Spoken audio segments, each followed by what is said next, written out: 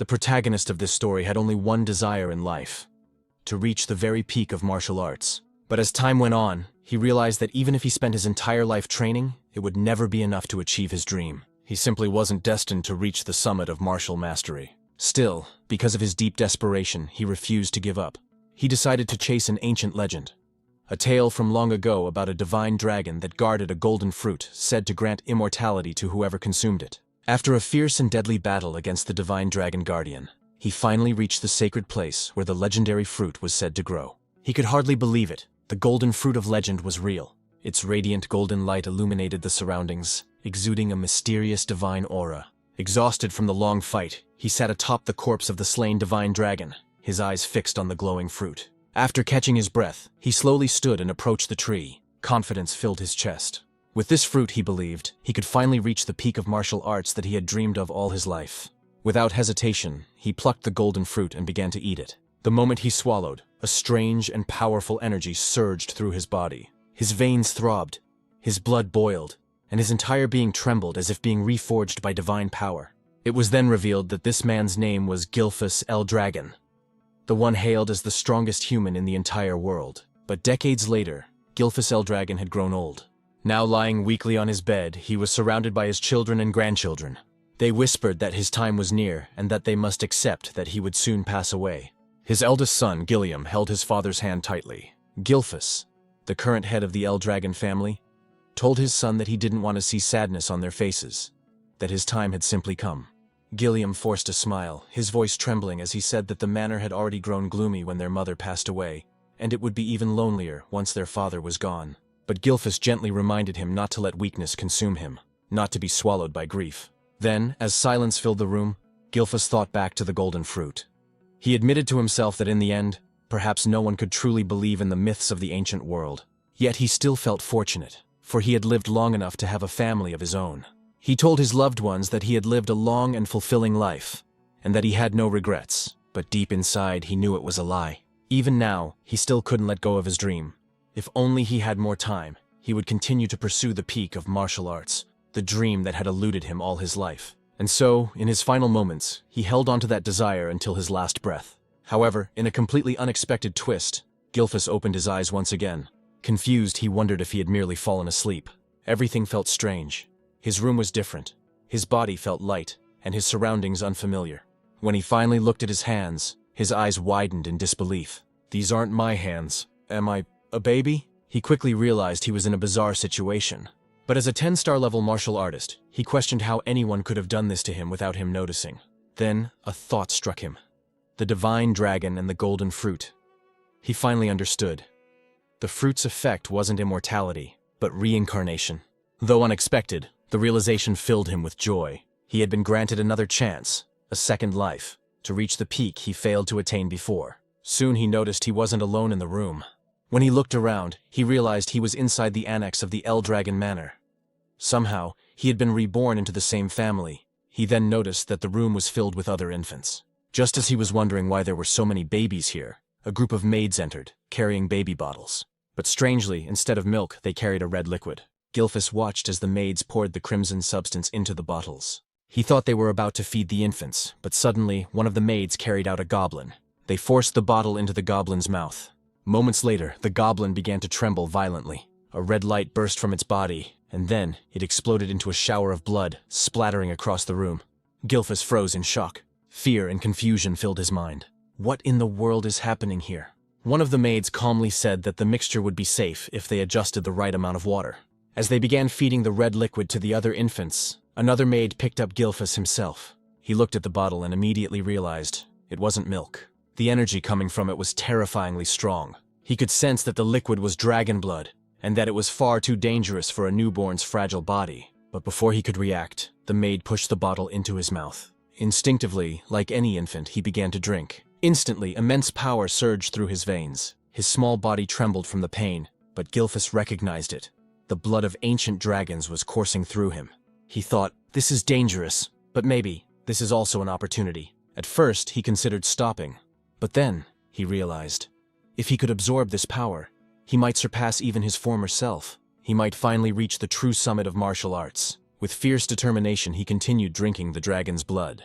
His veins bulged, his body convulsed in agony, but his will remained unbroken. "Don't underestimate me," he thought. "I am Gilphus Eldragon." He repeated the words in his mind like a mantra, enduring the pain until miraculously, he overcame it. The maid stared in disbelief as he continued to drink, surviving what should have been a death sentence. Within his tiny body, two colossal dragon energies clashed violently, battling for dominance. When one finally overpowered the other, Gilphus could hardly believe how easily he had absorbed the power. When the two dragon forces finally merged within him, he realized this was the perfect opportunity. After finishing the last drop, he couldn't believe he had survived the overwhelming pain. His body hadn't exploded. Instead, it had adapted. He noticed a few other infants had also survived, which made him smirk inwardly. So, he thought, never underestimate the survival instincts of a newborn. But as expected from a baby's body, exhaustion soon overcame him. His eyelids grew heavy, and despite his triumph, Gilphus Eldragon, the strongest human reborn, slowly drifted into sleep. After 7 years, he was now undergoing intense physical training. While doing one-handed push-ups, a massive boulder was balanced on his feet. When he finally reached his 1000th count, he kicked the boulder upward, and as it came crashing down onto his back, Gilphus couldn't believe the strength his body now possessed. Gilphus Eldragon, the former family head of the Eldragon clan, now lived under a new name, Zeke Eldragon. Zeke thought about how he had achieved such physical power at a young age, realizing it was all thanks to the ancient dragon blood flowing in his veins. It was said that every being in this world possessed something called a source of power, but the ancient dragon blood that had been given to them as infants contained a tremendous amount of that power. Those who survived drinking it developed bodies far stronger than ordinary humans. With the divine dragon source of power within him, Zeke knew he had already surpassed the limits he reached at the same age in his past life. And since he was the only infant who had managed to drink an entire bottle of ancient dragon blood, his body underwent a drastic transformation, one even he did not expect. Yet despite his progress, what frustrated him most was that he remained a mere 1 star. He had trained relentlessly, expecting to reach at least 4 stars by now. The star was the measure of one's source power. In this world, the human body was said to resemble a universe. The more stars one had floating within that inner universe, the stronger they became. However, as the number of stars increased, so too did the difficulty of reaching the next level. In his past life as Gilphus Eldragon, Zeke had achieved the unimaginable, 10 stars. He was the only person in the world to ever reach such a level. "Time really flies," Zeke muttered. He was now 7 years old. We learned that he was an illegitimate child of the current Eldragon family head. His mother had died when he was still an infant, and to this day he had never even seen his father's face, something he considered deeply irresponsible. What shocked him most was the realization that 1,000 years had already passed since his reincarnation. He thought that reincarnation itself was already unbelievable. But after 1,000 years, the world had changed. It had become a true survival of the fittest era. The greatest proof of this was the practice of feeding infants the blood of ancient dragons, followed by a ritual known as the Dragon Trial. Only those who survived both the drinking of dragon blood and the Dragon Trial were deemed worthy to receive education and training as Eldragon warriors. Naturally, Zeke should have been one of them. Yet, whenever he asked the servant assigned to take care of him why no instructor had ever been sent to train him, the servant would only say that he wasn't allowed to answer such questions. Even after turning 7, Zeke had never received a single lesson. "Isn't that strange?" Zeke wondered aloud. Every child who survived the Dragon Trial was supposed to begin combat training. Everyone except him. Day after day, he lived alone with only a servant by his side. When he confronted the servant about it, the servant merely asked what was wrong with that arrangement. Zeke sighed and said that for now, conditioning his body was more important than combat training anyway. After all, he could teach himself if he wanted to. He had once been a 10-star warrior in his past life. Zeke then requested information about the other surviving infants or anything about the main family that could help him. But once again, the servant refused, saying she wasn't permitted to disclose such information. Frustration clouded Zeke's face. "Will you always refuse to answer me?" he asked sharply. The servant's firm and repeated that she couldn't speak of such matters. "Isn't it cruel?" Zeke asked bitterly. "Treating me like this?" But the servant explained that he was only following orders, her duty being to attend to Zeke's daily needs, nothing more. The servant, a 3-star level practitioner, could have easily taught Zeke basic combat techniques. Yet Zeke had no interest in such trivial lessons. After 7 years of living with this maid, he had grown used to the same lifeless responses. Finally, Zeke decided to leave and head into the forest. The servant said nothing, merely watching as Zeke walked away. "So, she's really going to let me go?" Zeke thought, a hint of irritation in his tone. Deep in the forest, Zeke uprooted wild poisonous herbs and ate them without hesitation. As before, the taste was vile, but this was part of his training method. Then suddenly he noticed something. He took a deep breath, forcing himself to stay calm as he repeated to himself, "Be patient, be patient." He could feel someone, or something, watching him from afar, observing his every move. No matter how hard he tried, he couldn't shake the presence. After a few moments, Zeke sighed. "They followed me all the way here, huh?" When he could no longer stand it, he called out, "You might as well come out if you've got something to say." Then he moved into the tall grass, hiding himself. Moments later, while crouched in the grass, Zeke sensed a dark, oppressive aura nearby. When he looked toward the source, he saw a creature known as an anger boar. What is that aura? He wondered. The black mist surrounding the beast was something he had never seen before, not even 1,000 years ago. As the anger boar grazed on the grass, Zeke suddenly stood and revealed himself, startling the beast. It charged at him immediately, and rather than fear, a smile formed on Zeke's face. He was genuinely thrilled to fight it. The boar lunged forward, but Zeke swiftly dodged, gathering golden energy into his fist. With a powerful strike, he unleashed an explosion that tore through the anger boar's body. He couldn't help but grin at the sight. His attack had been far stronger than he expected. Even as a 1-star, his power surpassed that of most practitioners at the same level. Hoisting the slain creature over his shoulder, Zeke muttered, "It'll be even better once I raise my star level." He was tired of 7 years of being ignored and isolated by the Eldragon family. He wondered if it was time to leave and travel on his own, maybe even venture toward the ocean. Meanwhile, in the distance, a cloaked man watched from the shadows. "What's going on with that boy?" he muttered. Even without formal training, he's reached 1-star level, and he killed that anger boar with a single strike. What puzzled the man even more was how Zeke managed to sense his presence. "That child isn't ordinary," he said quietly. He recalled that Zeke's mother had died young, and his father, the current family head, had shown no interest in him. Without proper guidance, the boy shouldn't have grown this strong. Still, as the son, illegitimate or not, of the Eldragon head, Zeke was bound to remain under the clan's watch. That was why someone like him had been assigned to monitor the boy from the shadows. An illegitimate son, yet the blood of the family head runs through his veins, the man whispered. Could that be why he's so strong? Uncertain, he chuckled softly. That kid will be interesting to watch in the future. Then, he disappeared into the darkness. Back at Zeke's home, the boy was packing his belongings, ready to set off on his journey. But suddenly, he sensed several powerful presences outside. 3 4-star practitioners and 1 5-star. What are they doing here? He thought, stepping quietly to the door to listen. From their conversation, he heard them talking about how fresh and clean the air was in such a remote place, and how peaceful it was since there were no nearby rifts. Hearing this, Zeke concluded that they weren't assassins. They didn't sound like bad people at all. Deciding to confront them directly, he opened his door and asked, "What business do you have here?" The group froze in surprise. Then Zeke noticed the emblem embroidered on their clothing, the mark of the Eldragon clan. "Eldragon?" he muttered under his breath, wondering what they wanted from him. The men quickly bowed. "It's an honor to finally meet you, young Master Zeke," their leader said. "We've been sent to escort you to the site of your examination." Examination? Zeke frowned in confusion. Annoyance flickered across his face. "They expect me to take an exam," he muttered, "even though they haven't taught me a damn thing yet." And after a few days, Zeke could hardly believe that he had returned once again to the main estate of the Eldragon family. He told us that he wasn't brought here to live again within the main estate, but rather for another purpose. Before he could enter, they instructed him to change out of his dirty clothes first. Zeke then began to explain about something known as the Dragon's Nest. After 1,000 years, the Eldragon family had established a school that served all branches of their bloodline. Everyone born with any relation or connection to the Eldragon family dreamed of entering this so-called Dragon's Nest to receive proper education once they turned 7 years old. And today marked the day of the entrance ceremony for that academy. Zeke was here to take part in the entrance exam.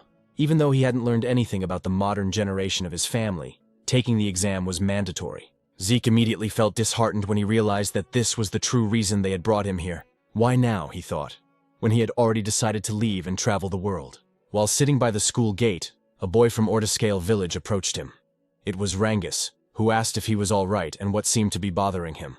When Zeke asked who he was, the boy formally introduced himself as Rangus and said he had approached because Zeke looked troubled. "Is that so?" Zeke replied casually. After observing the flow of energy in Rangus's body, Zeke quietly thought to himself that the boy seemed shy, but had an unusually strong sense of perception.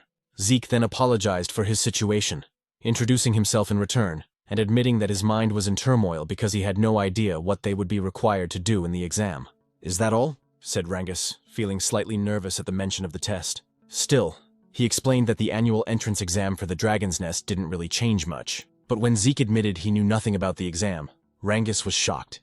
Taking the test without any knowledge at all. Wasn't that far too reckless and dangerous? Just as Rangus was about to explain the details of the exam, a loud and arrogant voice suddenly interrupted them. A boastful boy shouted and called Rangus a weakling. Rangus turned around in shock and immediately recognized who it was. It was Retin, also from Ortiscale Village. Mocking him, Retin asked why he was here, suggesting that he must have gotten lost to end up at the Dragon's Nest. He even told him it would be better to go home before he got hurt. "I'm here to take the entrance exam," Rangus replied, though his voice trembled as Retin drew closer, asking if he was seriously going to take the test. Retin clutched his stomach and burst out laughing, saying it was impossible for him to pass. He even insulted Rangus's father, saying, "Your father's a pseudo-dragon, right? What could the son of a pseudo-dragon possibly accomplish?" Rangus's fists trembled as he held back his anger.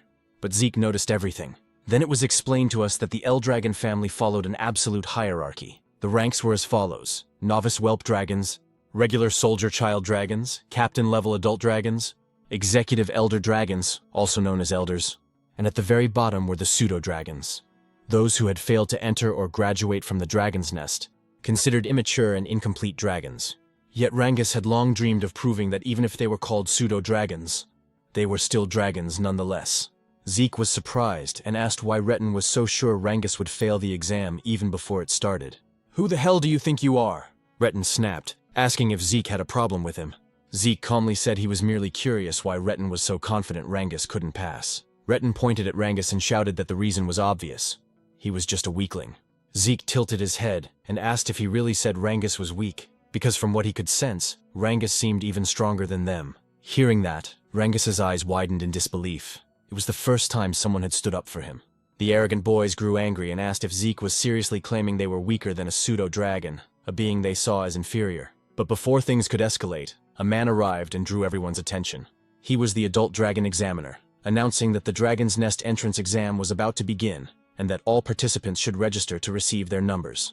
As Retin left, he glared at Zeke and warned that he wouldn't forget his face. Zeke sighed and said there was no need for anger, remarking that the children of this generation seemed to have such short tempers. Rangus quickly replied that wasn't that strange, since they were about the same age. Rangus added that anyone would be angry if told they were weaker than him. "Is that so?" Zeke muttered lightly. Since the entrance exam was mandatory, they had no choice but to take it. Though Zeke was surprised when Rangus said it was actually possible to skip the test. Zeke's eyes widened, and Rangus realized Zeke truly didn't know anything about it. Rangus advised him that it might be better to withdraw now before he got hurt. But Zeke replied confidently that a genius like him would never withdraw from a challenge. Rangus could only shake his head and say that Zeke was overly confident despite knowing nothing about the exam. Zeke simply laughed and said that whatever the test may be, they should hurry since it was about to start. Rangus had no choice but to agree. When they arrived at the testing grounds, the examiner announced that the exam was simple.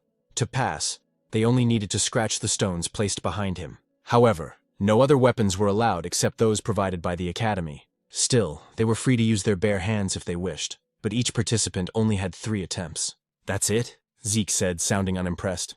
After surviving the dragon trial when they were still infants, he expected something far more terrifying and intense. But this seemed disappointingly simple. The examiner then called the first participant and instructed him to begin. The boy, nervous but determined, struck the massive stone with all his strength. The sound of metal clashing against rock echoed loudly, ringing in their ears. But to everyone's shock, the boy's sword snapped in half, and the recoil shattered his arm. Zeke was stunned at what he saw. As the boy writhed in pain, the examiner calmly said that he still had 2 remaining attempts, and asked if he wished to continue.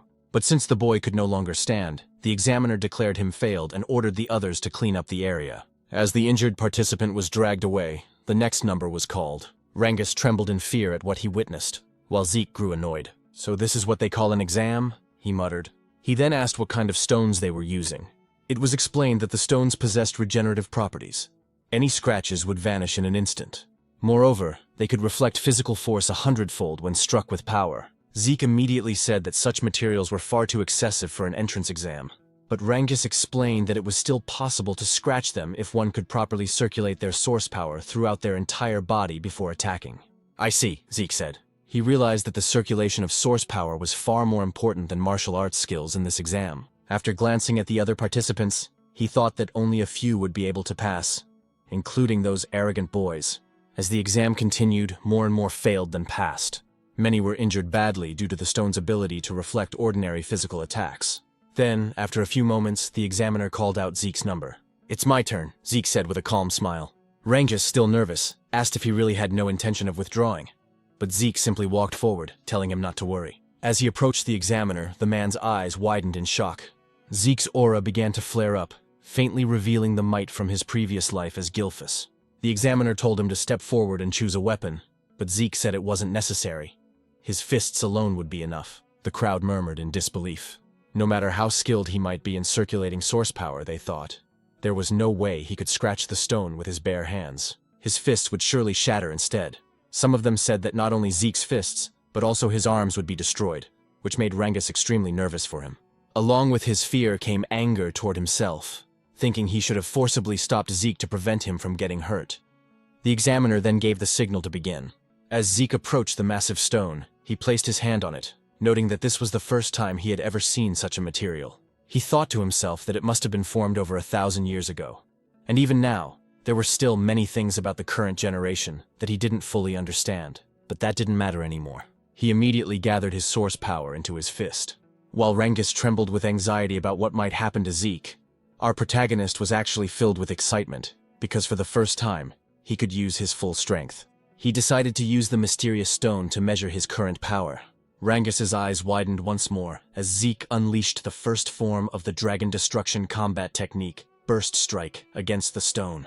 A tremendous surge of energy erupted from the impact. Fragments of the shattered rock flew everywhere, and the violent wind from the blast sent dust and debris swirling through the air. In awe yet on guard, Rangus quickly shielded himself from the aftermath, while the examiner's eyes widened in disbelief at what he had just witnessed. As the dust began to settle, Zeke stood there with a smile on his face, remarking that the technique he used still seemed too much for his current strength. Despite the severe injuries to his hand, he laughed at himself, realizing he still needed much more intense training. The other participants were speechless at what they had seen. Retin looked both shocked and annoyed that Zeke had destroyed the enchanted stone.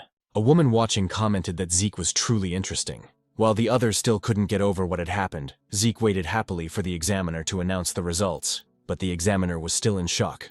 The stone Zeke had destroyed was known to regenerate itself, and the only ones capable of breaking it were supposed to be those who had already reached the 4-star level or higher. Yet now, a mere child stood before him, having done what seemed impossible. He's just an illegitimate son, the examiner muttered to himself, then wondered if Zeke's ability came from the blood of the family head that still flowed within him. He also realized that the technique Zeke used seemed strangely familiar. Still dazed, the examiner didn't respond right away, so Zeke called out to him impatiently, asking for the result. Snapping back to his senses, the examiner finally declared that Zeke had passed the test. One of the examiners then handed Zeke a small bottle containing a green liquid. Curious, Zeke asked what it was, but the man only asked if he could leave already since Zeke was blocking the area. Annoyed, Zeke frowned and muttered if everyone in this generation was this rude. Before he could complain further, Rangus ran up to him with excitement, praising Zeke's performance. Zeke proudly grinned and said it was nothing but peanuts. Zeke then asked what the liquid was, and Rangus explained that it was a healing potion, the standard potion of the Eldragon family. Healing potion? Zeke repeated. Rangus confirmed it, but since Zeke was an illegitimate son of the family, he suspected it might be poison. However, since Rangus had vouched for it, he wondered if it might actually be a spiritual medicine. The elixir, known as Cloud-Piercing Clarity Wood, was made from extremely rare materials, herbs found only in secret realms, along with the pure source power of divine beasts and the essence of elusive phantom beasts. When used, it could heal not only fresh wounds but also old scars and injuries. On top of that, it could enhance one's source power. Because the ingredients were so rare and the process so complex, such elixirs were rarely seen. After drinking it, Zeke was amazed by its immediate effect on his body. "Is this really a spirit medicine?" he asked Rangus. Rangus replied that he didn't know what spirit medicine meant, but he was certain that the Eldragon family's potions were of far higher quality than any commercial ones outside their domain. Rangus then asked if the potion's effect surprised Zeke that much. "Of course," Zeke said, explaining that it healed both his serious injuries and the strain from his training. Still, he noticed that unlike spirit medicine, it didn't seem to boost his source power. Rangus, on the other hand, said he was even more amazed by Zeke himself. to which Zeke chuckled and told him not to joke. Zeke thought to himself that the potion's existence showed how far knowledge had advanced over the last 1,000 years. Rangus praised Zeke's strength again, and Zeke declared that his dream was to become the strongest of all. Soon, the examiner announced that Retin had also passed the test, as well as his companions. Zeke expected as much, but then Rangus trembled nervously when his number was called. Despite his fear, he gathered his courage and walked to the front. Watching his stiff movements, Zeke wondered why Rangus was so nervous, then shouted to encourage him, telling him to trust himself. Embarrassed, Rangus asked him to lower his voice. When Rangus chose a sword as his weapon, Zeke watched closely, wondering what he was doing. Once the examiner gave the signal, Rangus attacked the stone, but as he expected, he failed on his first try. Determined, he stood again for another attempt, but his strike bounced off the stone, causing him to lose his balance and fall. His hands trembled from the stone's reflective ability. Retin and his group burst into laughter, saying it was just as they expected. The son of a pseudo-dragon was nothing more than a pseudo-dragon himself. They mocked him, telling him to give up. Retin even sneered at Zeke, asking if this was the same man he claimed could pass, and if Rangus was truly stronger than them. Zeke stayed silent for a moment, then told them to stop spouting nonsense. The examiner informed Rangus that he only had one attempt left, and asked if he still wanted to continue. Rangus couldn't answer. Overwhelmed by embarrassment and the ridicule of others, he lowered his head. But then Zeke walked up to him and asked what he was doing. He questioned why Rangus was using a sword instead of a spear, why he would choose a weapon that didn't suit him, and why he would take a test without any plan at all. Retin watched mockingly as Zeke told Rangus that in his current condition, he wouldn't even scratch the stone no matter how many times he tried. Retin and his group laughed again, calling Zeke an idiot, reminding him that Rangus knew nothing about using a spear.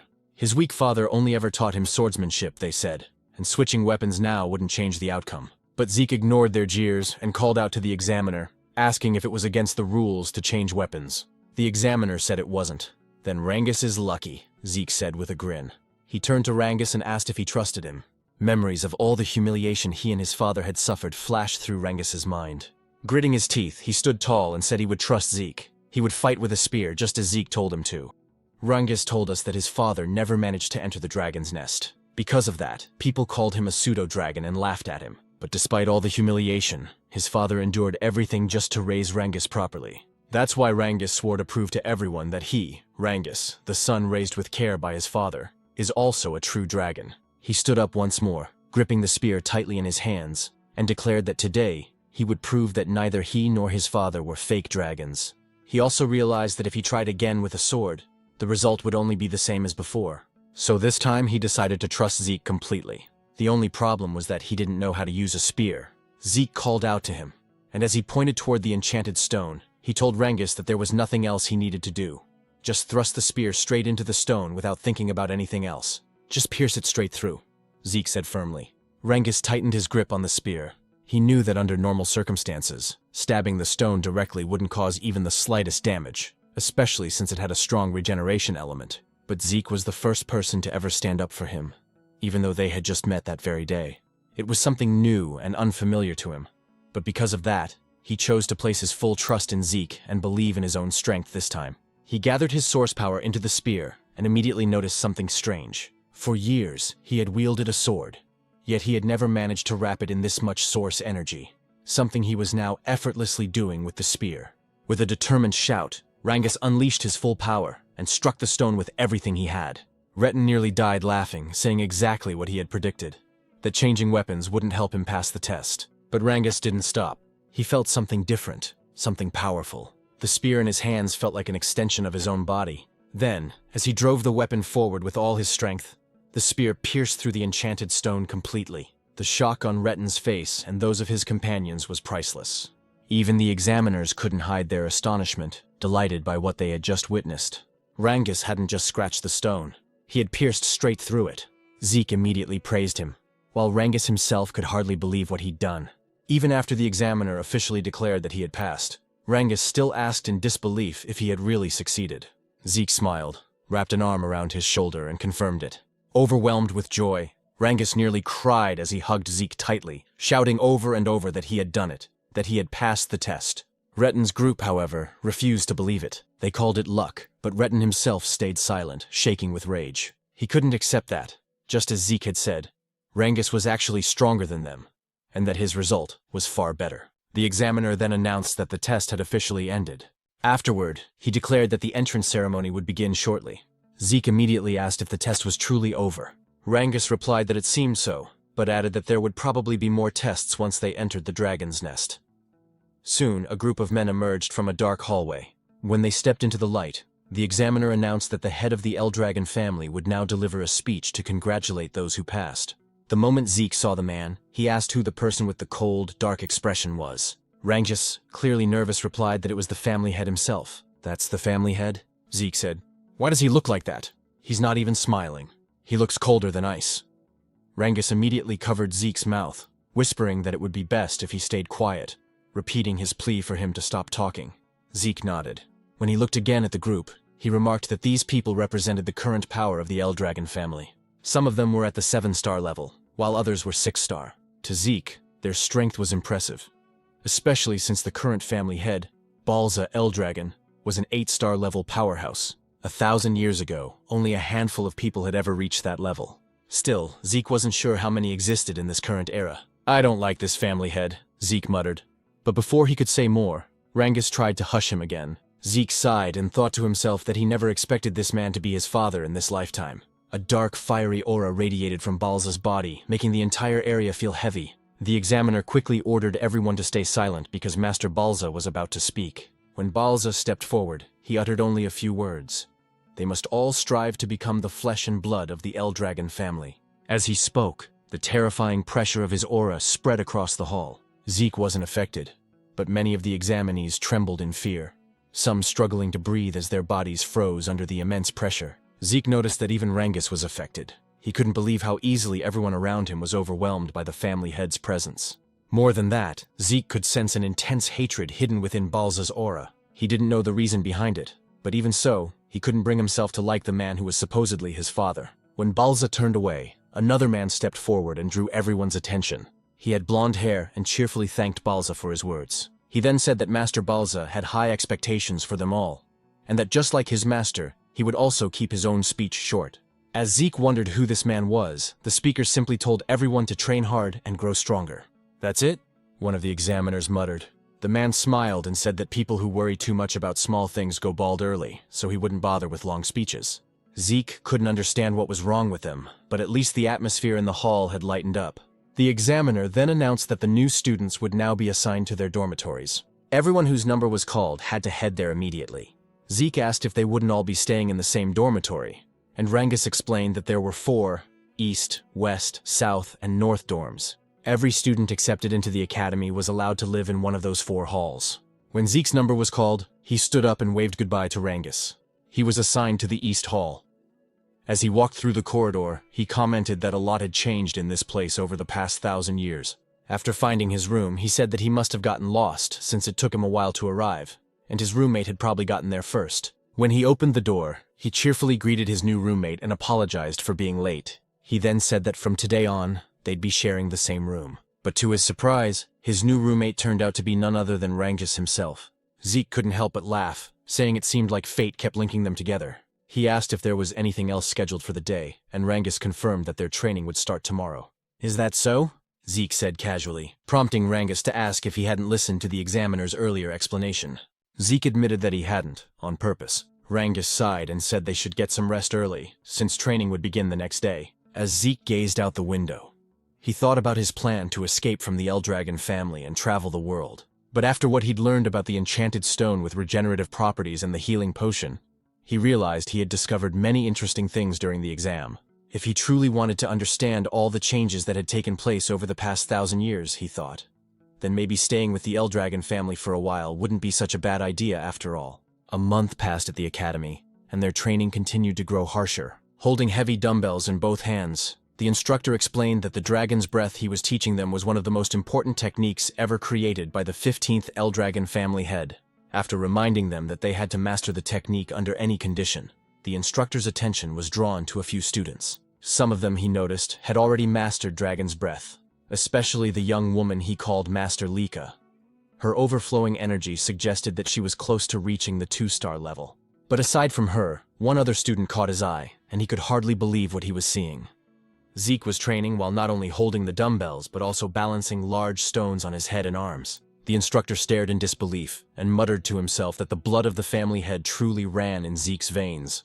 However, it was said that no one had ever taught Zeke anything since he was a child, which is why everything he was witnessing now felt unfamiliar to him. Zeke, on the other hand, couldn't believe that the technique he once called the Dragon King's breathing technique had been further developed by the succeeding family heads, and that it was now being taught to other branches of the family as well. According to Zeke, breathing techniques were methods that gathered the source power from the surroundings into the body. Once circulated, this source power would strengthen a person's own inner energy. The effectiveness of such techniques depended on an individual's ability and intellect. That was why the great families of this world kept their techniques secret, never allowing them to be learned by outsiders or those not belonging to their bloodline. Zeke also realized that the dragon's breath was a safe and simple technique, easy enough to master, but it was useless to him if it could only be used while resting. His own version of the breathing technique allowed him to manipulate the surrounding source power even while moving. Because of that, it was far more complex and powerful in actual combat, but also much harder to learn. Only a few had ever mastered it. He thought the current generation must have simplified his original version, so that even the family's branch members could learn it, and that decision had clearly helped strengthen the Eldragon family. Zeke couldn't help but feel a strange satisfaction. He never imagined that the techniques he had discovered long ago would still have an impact after 1,000 years. It made him wonder if the other martial arts techniques he created had also evolved over time. Interesting, he muttered to himself, amused by the thought. Lika, meanwhile, quietly observed Zeke from a distance. Later, in the cafeteria, the other students were astonished by how much food Zeke was eating. As he continued devouring his meal, he noticed Rangus sitting silently across from him. "What's wrong?" Zeke asked. "You won't get strong if you don't eat." Rangus simply asked if Zeke didn't find his stamina strange. "That's it?" Zeke replied. "You just need to eat more if you want to get stronger. Train harder. Push yourself." He even offered some of his food to Rangus, but the latter politely declined, saying he'd had enough. As Zeke thought about how some of the students were already well trained even before entering the academy, a girl suddenly approached them. "You're quite impressive," Lika said, her tone calm yet confident. Zeke blinked. "And who are you supposed to be?" he asked casually. Rangus immediately choked on his food, whispering nervously, "You don't know who she is? That's Master Lika, the daughter of the family head, Lord Balza." "Oh," Zeke said indifferently. "What do you want me to do about that?" "I don't know her." Rangus began sweating profusely. "You can't talk like that. Master Lika is one of the candidates to become the next family head. She's not someone you can just speak to casually." "Is that so?" Zeke replied. "Well, I'm a family head's child too." "An illegitimate one, though?" Rangus froze in shock while Lika looked at him curiously. "Is that true?" she asked. "You're really the family head's illegitimate son?" The narrator's voice continued. Lika Typhona Eldragon, one of the candidates to inherit the Eldragon family, was now standing before Zeke herself. "Why would I lie about that?" Zeke said, shrugging. Lika frowned slightly. "Then tell me, how could an illegitimate child like you destroy the magic stone with your bare hands? How could someone not from a renowned family possess such strength?" "Because I'm Zeke," he replied confidently, turning back to Rangus. "Stop staring and finish your food." Both Lika and Rangus fell silent for a moment. Then, Lika suddenly smiled. "You really are an interesting person," she said before sitting down beside him. "How about serving under me? I'll make you one of my followers." Zeke raised an eyebrow. "What exactly do you mean by that?" "I want you to join me," she said. "Be my ally and I'll be your backer. Every illegitimate child needs allies and influence, don't they? Use your strength to help me become the next family head, and once I do, I'll help you achieve your own dreams." Zeke didn't even hesitate. "No," he said flatly. Lika frowned again. "Why not? Don't tell me you want to become the family head yourself?" As her aura flared with a faint, crackling energy, Zeke could tell that she was close to reaching 2-star level. For someone her age to release an aura like that, she was indeed impressive. Still, Zeke remained calm. "You can think and do whatever you want," he said. "But I have no interest in being family head or any kind of title." "Why?" Lika asked coldly. Zeke stabbed his knife into the table. "Because I don't need to serve anyone," he said, his voice steady but sharp. "I'm the strongest person there is." The cafeteria went silent. Even Lika couldn't believe what she was feeling. Zeke's presence had completely overwhelmed her for a moment. Rangus immediately stepped in to diffuse the tension, urging both of them to calm down. But Lika wasn't the type to back off. Embarrassed and angered by what just happened, she decided to challenge Zeke to a duel. Zeke, however, didn't seem to care and simply continued eating. Moments later, a commotion spread across the campus. "Where are they going?" one student asked. "To the training grounds," another replied. "There's going to be a duel between the younger generation. Master Lika herself is fighting." What? Master Lika from the Typhona family? Someone exclaimed. Who's brave enough to challenge her? When they arrived at the training grounds, everyone whispered among themselves, wondering who would face her. Zeke, meanwhile, couldn't believe Lika was actually serious about the duel. Are you all right with this? Rangus asked nervously. You'll be fighting Master Lika. Even if you call her master, I don't know who she is, Zeke replied bluntly. Rangus sighed. You should at least show some respect, now that I know you're also the family head's son. Do what you want, Zeke said. Still, Rangus tried to explain. What's important now is that you understand who you're up against. Master Lika isn't just anyone. She's the daughter of Lord Balza Eldragon.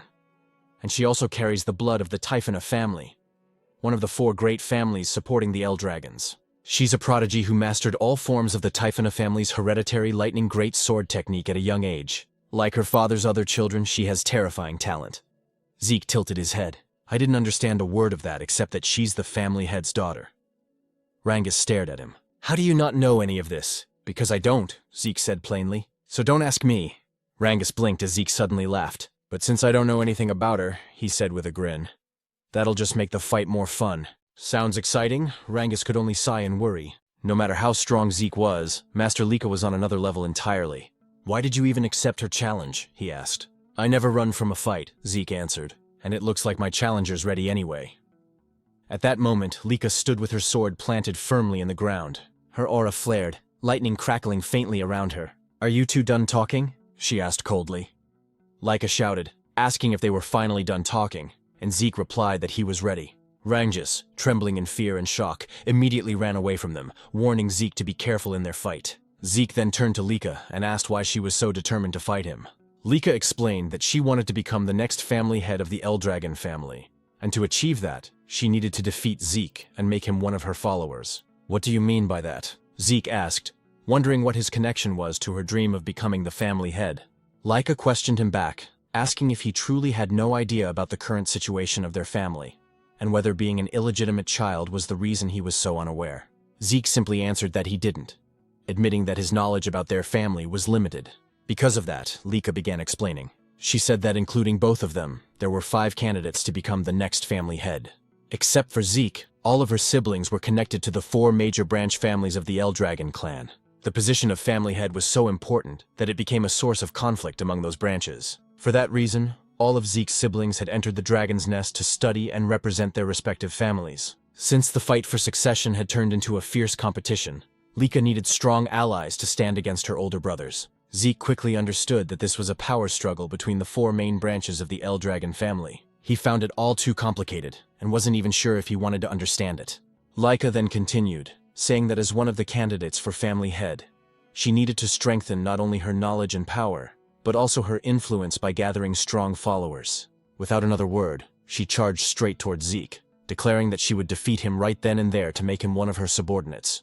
But Zeke easily dodged her powerful strike, as well as the flurry of attacks that followed. Still, Lika refused to let him escape.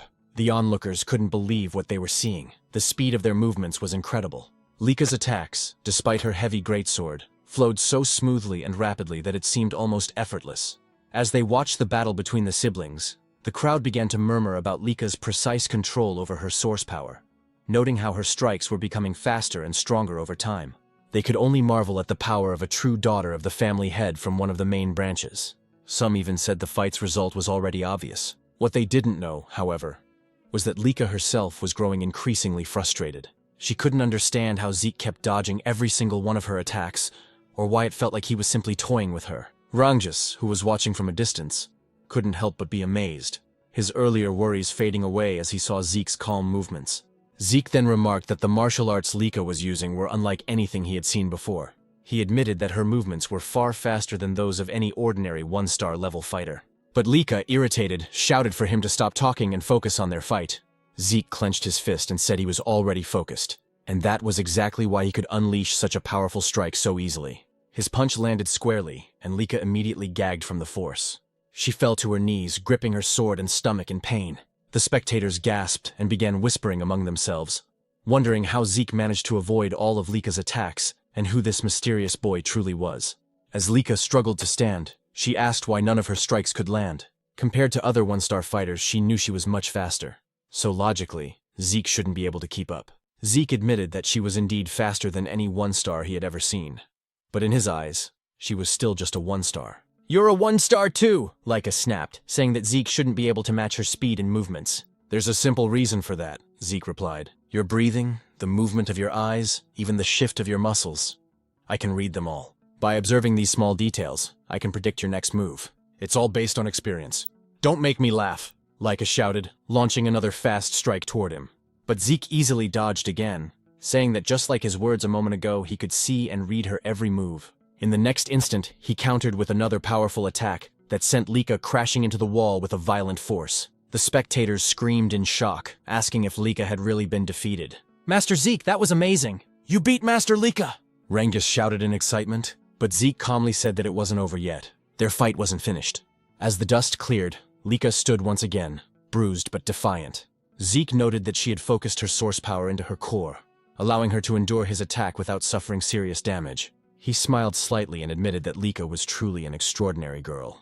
"That's enough, Master Laika," Rangus pleaded. But Zeke told him to move back, warning that he could get caught in their next exchange. Zeke then noticed an intense surge of aura flowing from Laika. He wondered if she had just advanced to the 2-star level. The spectators noticed it too. They couldn't be mistaken. The glowing mark on her body was proof that she had indeed become a 2-star with a white aura. The 2-star level was a stage where one could channel source power into their martial arts, even manifesting it outside their body as aura. Laika thanked Zeke, saying that because of him, she had achieved the 2-star level earlier than expected. "But because of that," she declared, "you no longer have any chance of winning." With her aura blazing, she charged towards Zeke, her great sword surrounded by radiant power. Zeke only laughed. He looked genuinely thrilled. "You've really improved," he said with excitement, dodging another rapid strike. "Your speed is incredible now." But his expression suddenly changed when he felt a sting on his cheek. A shallow cut. "I know I dodged that attack," Zeke thought to himself. Laika smirked and asked if he could finally see the difference in their strength. "This is my true ability," she said proudly. "Now that I've become a full 2-star and gained my aura, I'll show you the real power of the true Thunder Greatsword technique." "Oh, then I get to witness a martial art I've never seen before," Zeke said, smiling in excitement. To him, this was turning out to be the most thrilling and enjoyable moment of their fight. Laika suddenly unleashed the Lightning Greatsword technique. Lightning flash. Her sword crackling with blinding golden energy as she charged forward. Zeke was instantly enveloped in a storm of lightning, forcing him to retreat a step back as he shouted, "Wait a second!" What kind of technique was that? How can you manipulate lightning like that? Isn't this too much for a sparring match? Laika smirked, driving her sword into the ground as golden light surged around her. "You seem surprised?" she said calmly. Summoning another move, Lightning Net, sparks erupted from the earth, forming a glowing web of electricity that shot towards Zeke, but he narrowly dodged it. As he landed, he muttered to himself, "Her power has grown tremendously. Her strength now is nothing like before. At this rate, this fight won't be easy." The audience murmured in awe, unable to hide their astonishment. Ever since Laika had advanced to 2-star level, the tide of the battle had completely turned. Rangus, who had been watching anxiously, began to worry. Zeke noticed that Laika's movements were simple, nothing new compared to her 1-star self. But every swing of her blade now carried far greater force. Her lightning greatsword technique was overflowing with power, her aura amplifying each strike. What surprised Zeke even more was the speed. Laika was moving faster than he could have anticipated, and her lightning felt strangely mysterious. Still, he remained confident. Even if she could cloak herself in thunder, he was sure he could counter it. Yet, curiosity filled him. What kind of power was this? What kind of lightning could she command? While evading her continuous assaults, he studied her every move, analyzing her aura and its rhythm. Laika, noticing Zeke's calm smile as he danced away from her attacks, frowned. "Still smiling? You look too relaxed for someone in a duel," she sneered. "Let's see how long that lasts." She dashed forward once more, her sword blazing with light as she used swift thunder, enveloping herself in golden lightning. But again, Zeke evaded at the last moment. "She's as fast as lightning itself," he thought, only for Laika to swing her sword mid-charge. The blow struck true this time, sending Zeke flying backward with a powerful shockwave that scattered dust and debris across the field. Rangus gasped and rushed towards Zeke out of sheer panic, but one of the spectators grabbed his arm to stop him. Meanwhile, Zeke stood up, his clothes scorched but his will unshaken. Laika charged again, unleashing another lightning flash, striking him head-on. Yet Zeke still stood tall afterward. How is he still standing? Laika muttered, her brow furrowed in disbelief. Rangus ran toward them, shouting, "Master Laika, stop!" "That's enough!" We've already seen your strength. But Lika snapped back coldly. Do you not understand, Rangus? Stopping mid-battle would be an insult to Zeke. Desperate, Rangus turned to Zeke and begged, Please, Master Zeke, surrender. That's enough. Lika chuckled. He's right. Judging by your condition, surrendering would be wise. If you kneel and pledge loyalty to me, I'll stop. But Zeke only smiled silently. Lika's eyes hardened. Even as an illegitimate child, you're truly a proud Eldragon, she said with a hint of mockery. She raised her greatsword high, her aura surging. If that's what you want, then I'll use my full strength to end this. Lightning roared from the heavens as Lika summoned her first secret art, Heaven's Thunder. A colossal surge of golden energy descended, shattering the stones beneath Zeke's feet. Thunderbolts struck his body in a storm of divine fury. Rangus cried out in terror, watching his friend's body engulfed by golden lightning, smoke rising from his charred form. Lika drove her sword into the ground, exhaled deeply, and said softly, I'm sorry, Zeke, but this is the end. But then, a voice echoed through the crackling air. Is that so? In an instant, a brilliant golden lightning aura exploded skyward. Lika's eyes widened in shock as she turned around. Impossible. How can this be? How do you have a lightning aura? She stammered. Zeke stood, smiling calmly as golden arcs danced across his skin. So this is what you call lightning aura, he said casually. If you're asking how I got it, I honestly don't know. His tone was calm, but his words sent ripples through the crowd. Impossible, Lika whispered, unable to believe what she was seeing. Zeke smirked. Truth is, I let you hit me on purpose. I wanted to study your lightning, how it flows, how it behaves. And somehow I learned to use it myself. That's absurd, Lika snapped. Inwardly, Zeke explained to himself that he had deliberately taken Lika's attacks because her lightning intrigued him. While enduring her strikes, he continuously activated his Dragon King's breath technique. The strange resonance between his breathing and her lightning caused golden energy to gather in his body. Before he knew it, he could manipulate the lightning himself. Maybe Lika has a unique constitution, he thought. And judging from her family's great sword technique, it's likely their whole bloodline shares this lightning affinity. Zeke walked toward her confidently. I never expected lightning-type source power to be this incredible. This duel turned out to be the perfect training. With a grin, he added, Thanks to you, Lika. I've reached 2-star level myself. Golden lightning flared around him as he declared, Our battle isn't over yet. Lika roared and charged again, her greatsword glowing with power, unleashing another blinding attack. But Zeke sidestepped effortlessly and prepared a counterstrike. However, as he moved, he suddenly vanished in a flash and reappeared on the opposite end of the arena. What just happened? He muttered. He then realized, when one gains immense source power, it strengthens the body's muscles and nerves. This new lightning aura must have changed my physiology. I can't fully control my speed yet. In the stands, Rangus was speechless. He couldn't follow their movements anymore. Both fighters were blurs of golden light and thunder. Am I just imagining things? Or has Lika not landed a single hit lately? He wondered. Frustrated, Lika shouted, Are you mocking me, Zeke? Stop toying with me. I'm not, Zeke replied calmly. But I will admit, you're a real threat. He then lunged forward, delivering a powerful kick, but Lika blocked it with her sword, the force pushing her backward. Zeke straightened, smirking. I think it's time to end this. End this? Lika repeated, narrowing her eyes. Yes, Zeke replied. I've been thinking of creating a new technique for a while now, and this seems like the perfect time. Creating a new technique? She said in disbelief. Zeke nodded. Exactly.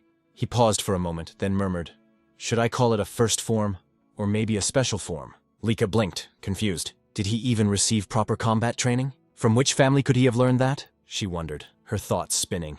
Before she could react, Zeke appeared beside her in a flash, lightning surging in his hand. Dragon Destruction Combat Arts, Special Form, Lightning Peak, he shouted.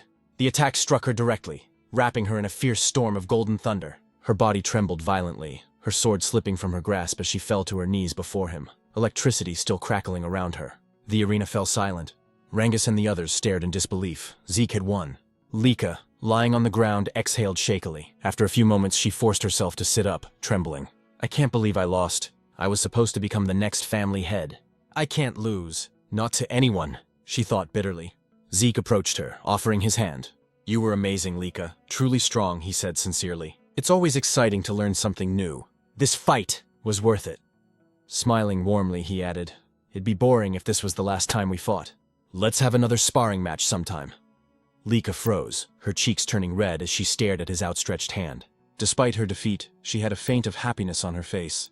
Perhaps out of pride, or perhaps for the first time, admiration. Once again, Zeke said that they should have another sparring match soon. With a confident smile, he added that he couldn't wait for their next bout. Lika, though a bit shy, extended her hand toward him, admitting that she was no match for him, and that she willingly accepted her defeat. Meanwhile, several hours later, deep inside a dimensional rift, Balza Eldragon, the father of Lika and Zeke, and the current head of the Eldragon family, stood surrounded by countless strange and feral monsters. As the creatures charged toward him, Balza's eyes began to glow with an intense light. Releasing a crushing wave of aura and dragon pressure, he instantly froze every creature in place. Drawing his sword, Balza invoked the first form, Genesis, of the Dragon Destruction combat arts. With a single, fluid swing, all the monsters around him were cleaved cleanly in half. As he sheathed his sword, the Eldragon family soldiers rushed forward to finish off any remaining monsters that might have survived their master's strike. Balza turned toward the exit of the rift, but before he could leave, one of the soldiers called out to him, saying that he had an important report. Balza stopped walking and asked what it was about. The soldier informed him that Lady Lika had reached the 2-star level. Upon hearing this, Balza froze mid-step. His glowing eyes flickered, and his response came out cold and detached. So what of it? The soldier, clearly nervous, explained that reaching the 2-star level at only 7 years old was an extraordinary achievement. He added that with Lika's talent, once she graduated from Dragon's Nest, she would likely reach the 4-star level, or perhaps even the 5-star level. Balza's reply was chilling. Talent means nothing. The next time you report to me, I expect to hear how she can be of use to us. If all you bring are worthless updates like this, you'd better leave my sight. The soldier fell silent as Balza continued toward the rift's exit. But before he could step through, the soldier quickly added that Lika had recently lost in a sparring match. Balza stopped abruptly and turned his head slightly, his expression unreadable. Did she lose to one of her brothers? He asked. The soldier shook his head. No, master. She was defeated by someone her own age. By Lord Zeke. Zeke? Balza repeated, his voice low. The son of that woman? Memories surfaced of a humble maid, Zeke's mother. That woman truly was gifted in battle, he muttered. But she died after giving birth to the boy. He turned fully to face the soldier, his tone sharp. Tell me, who could have possibly trained Zeke to defeat a 2-star cultivator? The soldier hesitated before answering. No one, master. Lord Zeke has never received formal training. He defeated Lady Lika through his own strength and skill alone. In fact, he too has already reached the 2-star level. I see, Balza said flatly. Then, turning his back once more, he declared, Begin the first trial. The soldier was visibly startled. Master Balza, forgive my intrusion, but isn't it too soon for the first trial? It's only been a month since the students began their combat training. Most of them haven't even reached the 1-star level yet.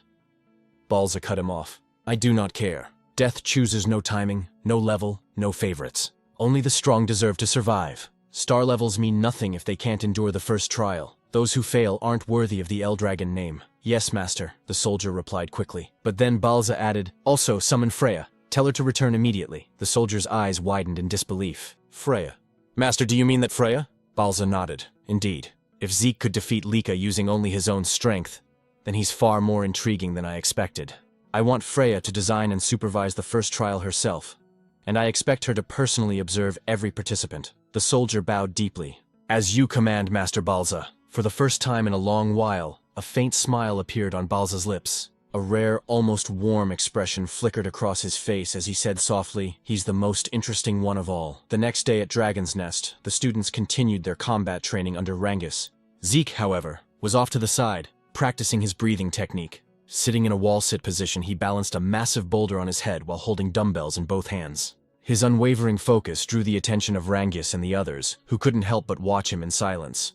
With his eyes closed, Zeke contemplated the technique they were studying, the Strike Dragon combat arts. As he recalled, this technique was originally created by the 15th family head. Though labeled as a combat art, it was in truth a body enhancement method, simple yet well constructed, allowing even young cultivators to grasp it. Rangus called out, Zeke, aren't you going to train?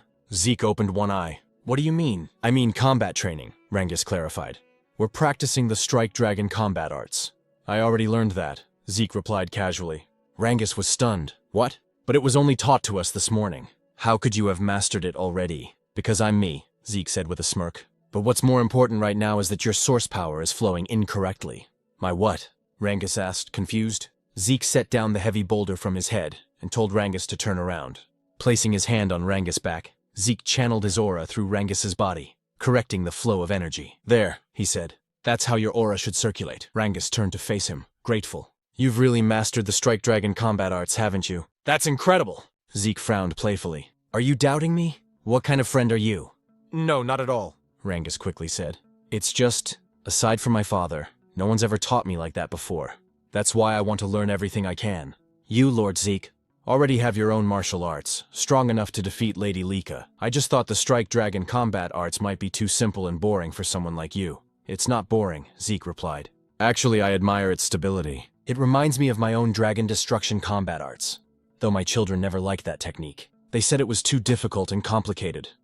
The Dragon Destruction combat arts was indeed a complex and demanding technique, but it possessed immense power.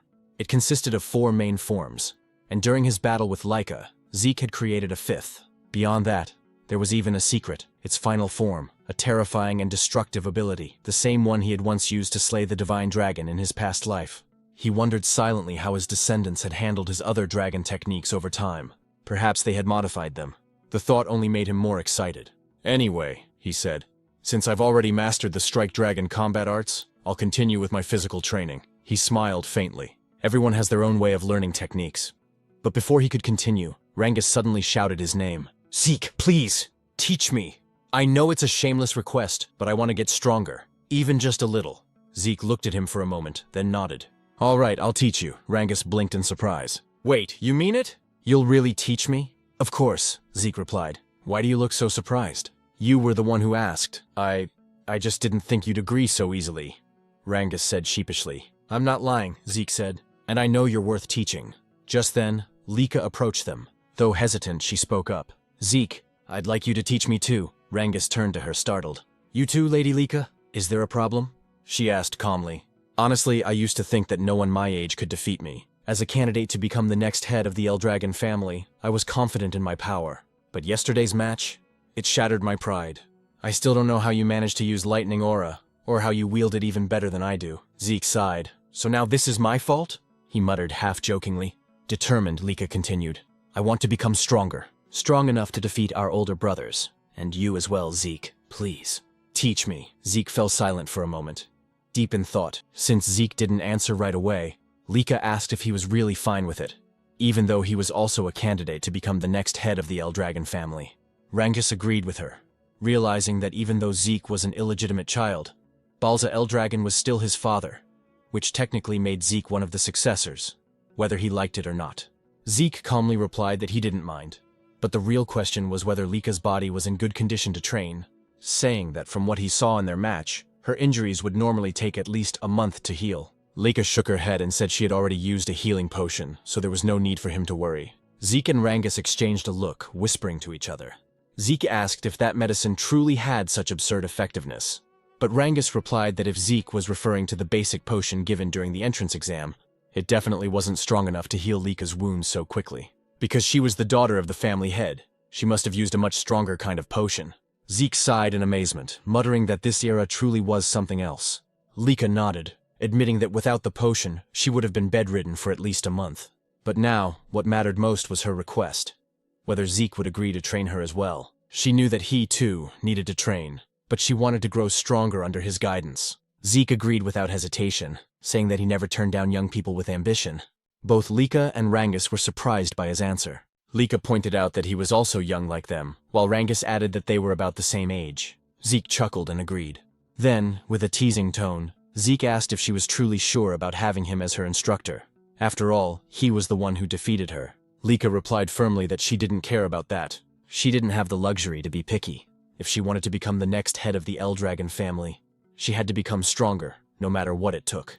Zeke remembered how, during their first encounter, she had mentioned her dream of becoming family head. He asked why she seemed so obsessed with that goal. Without hesitation, Lika answered that if she failed to become family head, she would only be used for a political marriage. She spoke bitterly, saying that in the best-case scenario, she'd probably be forced to marry one of her cousins.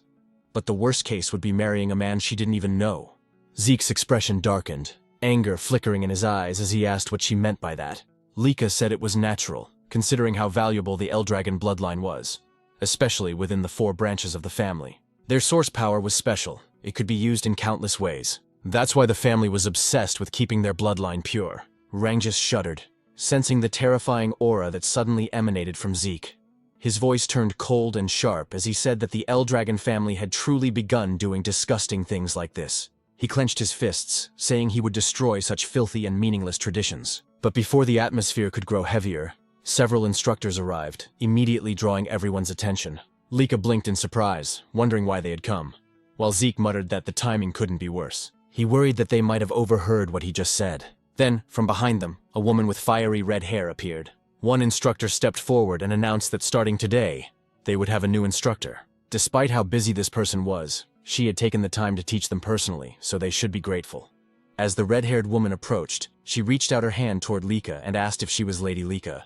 Feeling a wave of danger, Lika instinctively leaped backward. Zeke stepped forward protectively, while Rangus grabbed onto his arm in fear. The red-haired woman smiled faintly, praising Lika's sharp reaction and saying her aura quality wasn't bad at all. Zeke frowned slightly. He hadn't even sensed her presence until now. Rangus nervously asked who she was. The instructor then introduced her as Lady Freya Fuenkick of the Black Dragon Corps. Freya gave a polite smile and greeted everyone, saying she was pleased to meet them all. She then looked straight at Zeke and asked if he was Lord Zeke. When he confirmed it, she asked if he wasn't surprised by her sudden appearance. Zeke replied calmly that nothing she did was surprising.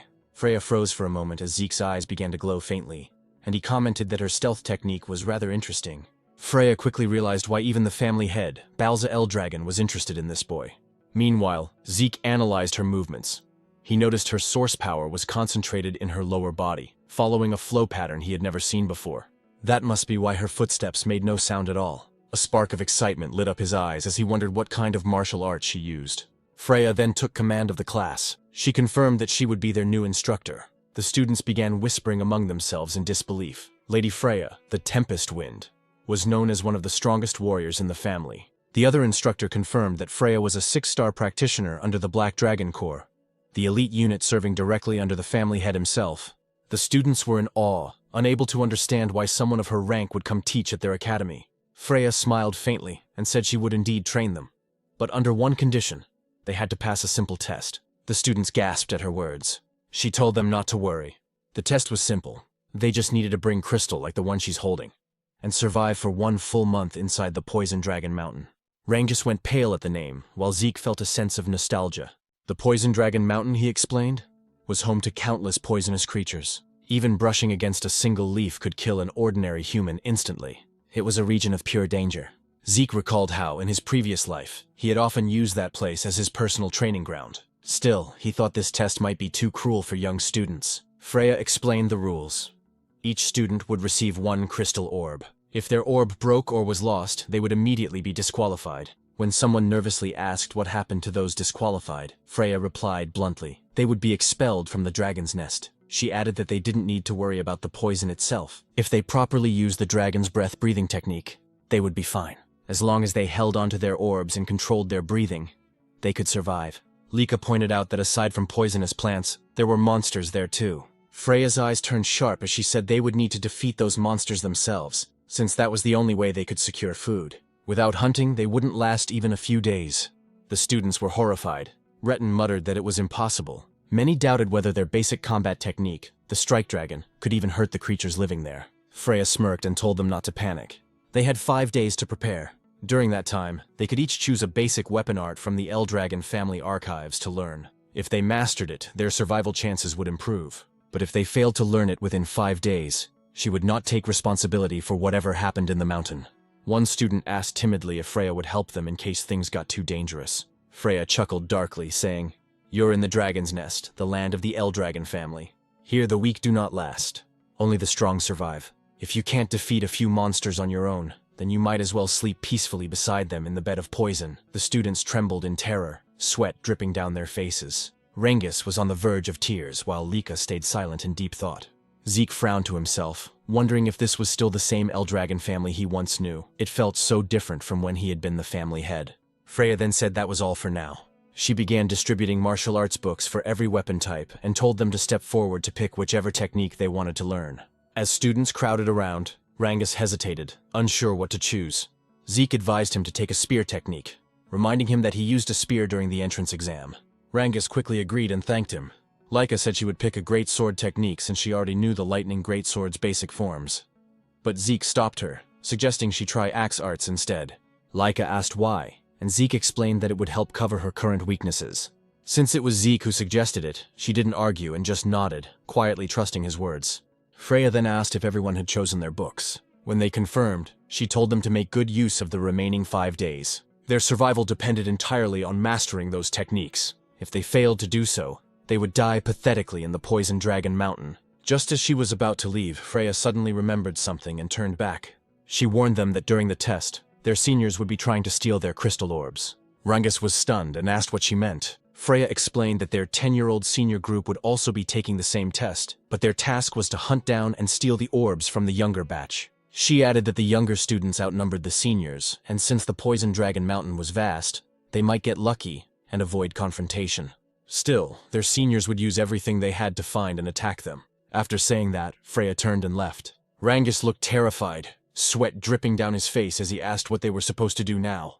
Not only did they have to deal with poisonous monsters, but also with upperclassmen hunting them. Laika frowned and said that every upperclassman was at least 1-star level or higher. If they ganged up on her, she wouldn't last long, and most of their classmates probably wouldn't survive either. Zeke nodded, saying she had a point. If Laika couldn't fight alone, then she should form a group of 2 or 3. Cooperation wasn't forbidden after all. They could help each other hunt monsters and defend against seniors. When Rangus asked about Zeke's plan, Zeke simply said that he intended to go solo and enjoy the exam. Laika sighed and admitted that somehow, that sounded just like him. Before they began training, Zeke suggested they eat first. As they walked away, Laika glanced at Rangus and asked if he didn't think Zeke was a little strange sometimes. Rangus shrugged and replied, "Yeah, sometimes." 5 days later, the students gathered before the Poison Dragon Mountain, their emotions mixed between fear and determination. Freya stood before them, a confident smile on her face, and declared that the weather was perfect for the test to begin. Nervously, Rangus said that the exam was finally about to begin. Even though this was Zeke's plan, he couldn't help but wonder if it was really okay for someone like him to be part of Lady Lika's team.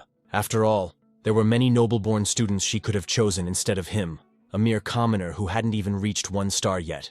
"We're the same, Rangus," said another student. When Rangus turned around, he recognized them as Raymond and Celine. Celine, who came from the East Hall of Dragon's Nest, admitted she was also a commoner, and couldn't believe she'd been chosen to join Lady Lika in the upcoming trial at Poison Dragon Mountain. Raymond, also from the East Hall, smiled as he looked at Lady Lika. But Lika quickly said that it didn't matter whether her teammates were nobles or commoners. She had chosen them because she recognized their potential and abilities. Hearing this, Rangus fell silent for a moment, then gripped his spear tightly and declared that he understood, and that he would do his best not to become a burden to their group. Raymond followed, saying he would give his all to meet Laika's expectations. Laika smiled brightly and said, "I'm counting on you all." Then she turned to Zeke and asked if he was truly planning to take the trial alone. Zeke nodded confidently, saying he couldn't wait for it to begin. Celine, still nervous, admitted she admired both Zeke and Lika. While she was trembling in anxiety, Zeke was brave enough to face Poison Dragon Mountain on his own. Raymond remarked that it was natural for them to be confident, since the blood of family heads flowed through their veins. But Lika quickly interjected, telling him not to compare her to Zeke, because even she felt nervous. "You're nervous?" Zeke asked. "Is there even a reason to be nervous? Aside from you, everyone here seems like a group of promising students." However, they all replied that there were plenty of reasons to be nervous about the upcoming trial. Laika then asked Zeke if he truly thought the students she picked were skilled. Zeke immediately confirmed it, and thought to himself that Lika had successfully gathered some of the most promising students in the academy. He realized that her eye for talent was indeed remarkable. He praised their group's offense and defense, saying the trial would surely be easy for them. "You're right," Rangus replied with a drop of sweat running down his cheek. "You've always been too confident, Zeke." Freya then asked if all the participants have arrived, and soon noticed that many of the students had already formed groups. Since some weren't yet masters of their weapon arts, forming teams wasn't a bad idea. Freya then stepped forward and announced that the trial would begin shortly. She explained once again that their task was to survive for 1 full month in Poison Dragon Mountain and protect their crystal orbs. They would only pass if their orbs remained intact. Every orb was identical, meaning that if one lost theirs, it could be stolen by others. Many students grew anxious upon hearing this. While Zeke realized that this meant stealing orbs from other participants was fair game, Freya continued, saying that after the new students entered the mountain and settled, upperclassmen would also enter, to steal their crystal orbs. The upperclassmen mocked them, saying that since most of the new students hadn't even reached 1 star, Taking their orbs would be easy. Hearing this filled Zeke's classmates with mixed emotions: fear, excitement, and unease. Freya concluded the explanation, and as soon as she announced that the trial had officially begun, the students dashed toward Poison Dragon Mountain. Watching them go, Zeke heard Lika tell him to make sure he survived. He smiled and said he would, but that they should survive as well. Lika then called out to her team, and as Zeke told them to be careful, Freya noticed him. "It's your turn to enter, Zeke," she said. "Right," Zeke replied, apologizing for getting a bit carried away. "Carried away?" Freya asked. "Aren't you nervous at all?" "No," Zeke replied with a calm smile before walking toward the mountain. Freya watched him go, thinking to herself that he was indeed a peculiar boy. That night, at the camp outside Poison Dragon Mountain, one of the instructors asked Freya if the new students would be all right. When she asked what he meant, he said the trial seemed too early for beginners. Another instructor agreed, pointing out that most had only been in Dragon's Nest for a few months, that few had achieved even 1 star, and that they lacked real combat experience. He wondered how many would actually survive. Freya reassured them, saying there was no need to worry. Although the mountain was filled with poisonous creatures, most of them were only 1 or 2 star level beasts, not strong enough to pose serious danger. With a cheerful smile, she said the students would do fine. Then, under her breath, she whispered that she would eventually release that thing. When an instructor asked what she said, Freya simply smiled and replied, "Nothing." She then announced that it was time for the upperclassmen to begin their part of the trial. The older students immediately ran off toward the mountain, their eyes gleaming as they carried their weapons. Watching them leave, Freya murmured, "I wonder how many will survive. I can't wait to see the results." Meanwhile, inside the Poison Dragon Mountain, as the upperclassmen began their hunt, one of them spotted their first target. It was none other than Zeke, still standing motionless at the foot of the mountain. "The newbies entered the mountain long ago," one said mockingly. "Is this guy stupid or what?" Another raised his crossbow and prepared to shoot. But before the arrow could reach him, Zeke effortlessly caught it midair. As the upperclassmen stared in disbelief, Zeke snapped the arrow in half and said, "I've been waiting for you." One of them asked what he meant, but another shouted that it didn't matter. Didn't they see how he caught that arrow? Without wasting a second, Zeke dashed forward, his eyes sharp with excitement. "Now then," he said with a smirk, "let's play together."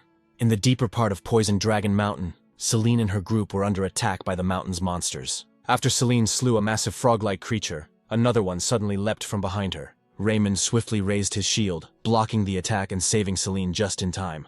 With a powerful swing, he bashed the monster to the ground and drove his shield straight into its body, killing it instantly. Seeing that Rangus was easily defeating his own opponent, Raymond smiled in satisfaction. Lika then praised them for their excellent teamwork, and Rangus gratefully thanked her.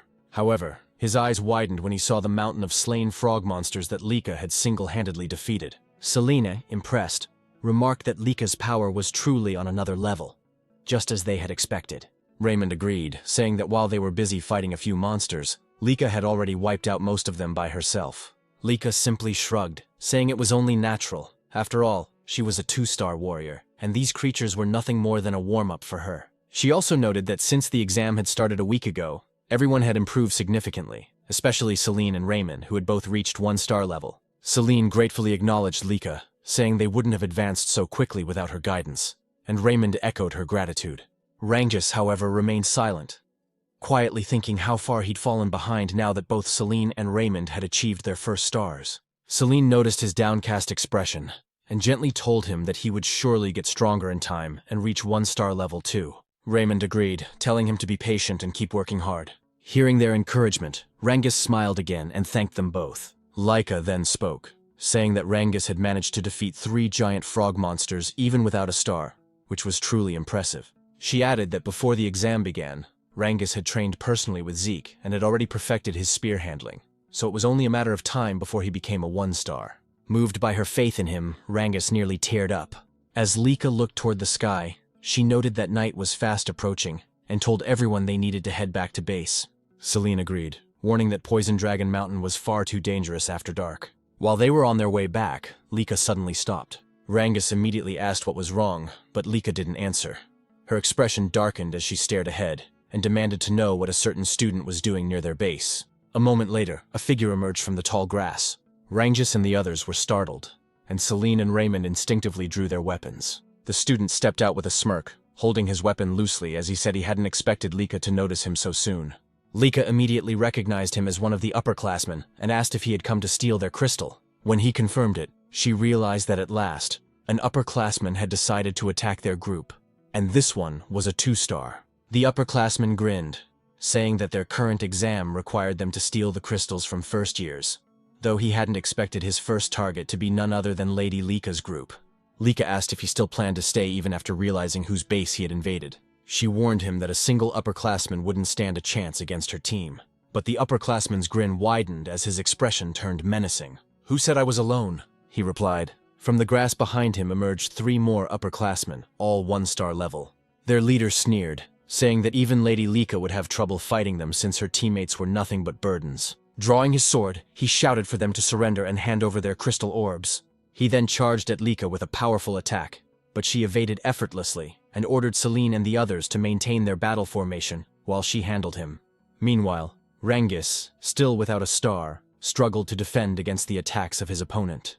The upperclassman taunted him, saying it would be better to surrender and hand over his crystal. Rengis hesitated, unsure of what to do, until he remembered a conversation he once had with Zeke. Back then, Rengis had asked Zeke if there was any way for someone weaker, like him, to defeat stronger opponents.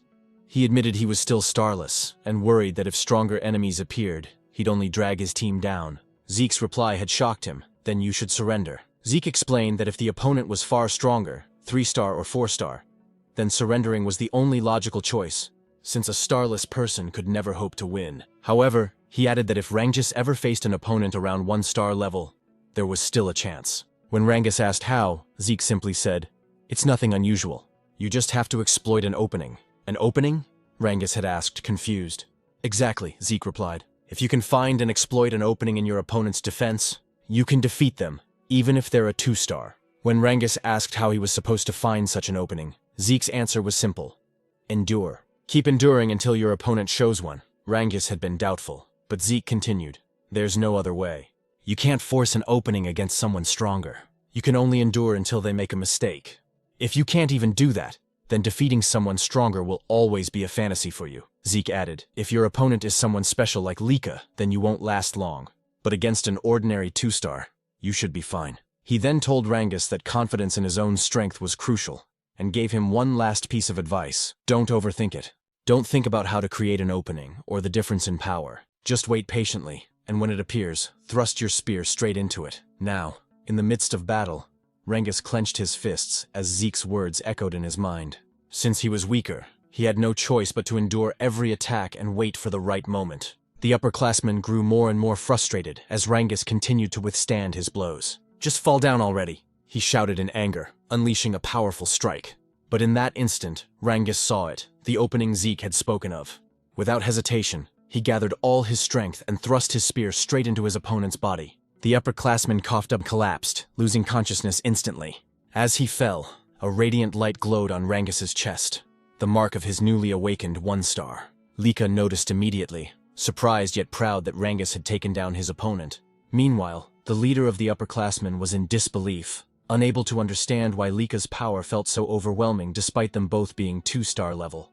Lika realized that ever since mastering the axe arts technique Zeke had recommended, she had learned to channel greater force and energy into her great sword, which explained the vast difference in power. She told her opponent that it was his misfortune to have chosen her group as a target.